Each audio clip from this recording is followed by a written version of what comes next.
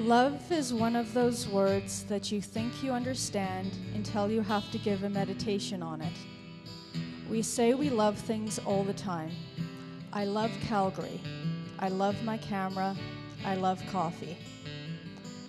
But when we apply the word love to people, it seems to get more complicated. Love should be really straightforward because it's the basic commandment from God.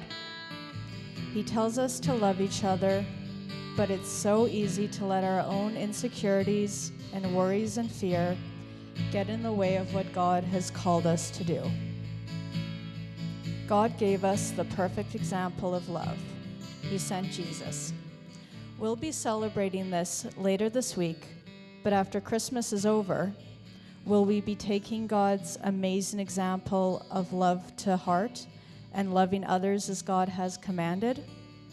Loving others is easy if we're having a good day and we're happy and we feel like we have love to give. But when things aren't going well, it's harder. In those moments, we know we're called to be examples of God's love, but it seems so far out of reach. This past week, I had a dream that I got into an argument with someone. In my dream, winning the argument seemed really important. But when I woke up, I was just glad the argument hadn't actually happened.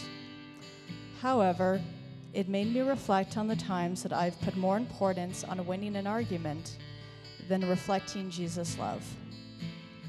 Philippians chapter 2, verse 3 says, "Do nothing out of selfish ambition or vain conceit. Rather, in humility, value others above yourself."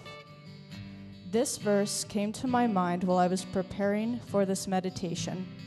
I think because it's an example of how we can show love.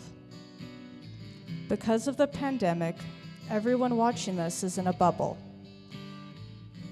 Your bubbles may be smaller than mine, or bigger than mine, or the same size, but we're all in a bubble.